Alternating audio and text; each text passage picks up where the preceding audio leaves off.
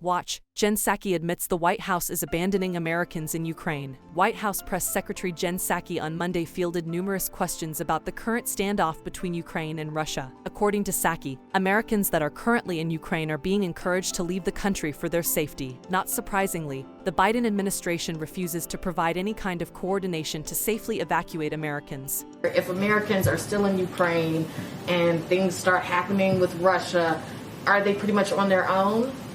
Well, we are conveying very clearly now that now is the time to leave and that there are means to do that. Of course, there's commercial airlines. You can depart over land. There's obviously the embassy there to provide assistance. And this is very similar to what we did in Ethiopia, Kazakhstan, and many other countries over the course of the last several decades. But there is not an intention or a plan for any military evacuation. In the Biden administration's eyes, Russia is enough of a threat that 8,500 troops are currently on standby in case they need to be deployed to defend Ukraine from the Kremlin. If Russia is seen as such a global threat, why isn't Joe Biden and his administration working to safely evacuate Americans? Did they learn nothing from their botched withdrawal in Afghanistan? Watch, Psaki and Biden are clearly on two different pages in the SCOTUS nominee book. News broke midday that Supreme Court Justice Stephen Breyer would retire from the bench. According to White House Press Secretary Jen Psaki, President Biden would nominate a black woman to the High Court. Well, I've commented on this previously. The president has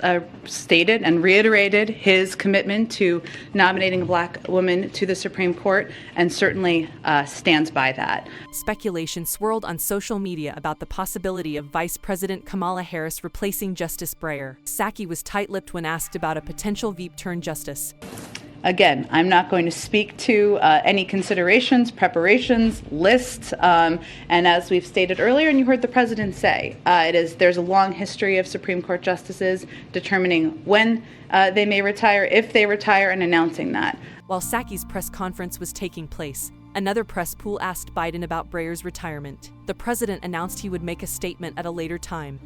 Every justice has the right and opportunity to decide what he or she is going to do and announce it on their own. There has been no announcement from Justice Breyer. Let him make whatever statement he's going to make, and I'll be happy to talk about it later. We knew Sleepy Joe's minions drove the ship. This is just further evidence that his paper pushers have to clear his position before he makes it known. Great job, Joe.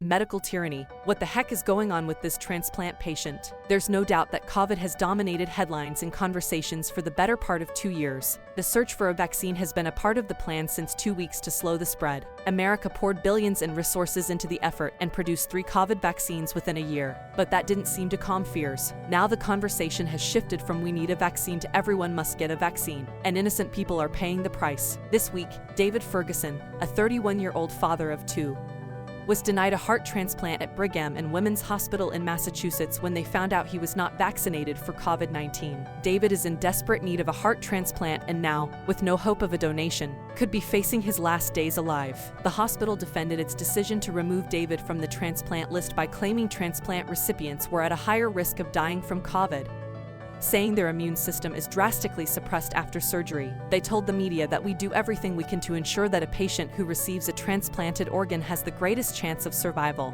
Well, if survival is the goal, perhaps it should be noted that David has literally no chance at surviving at all if he doesn't receive the transplant. His family is fighting back against the decision. According to David's father, they're not giving up, and neither is David. His father said it's kind of against his basic principles.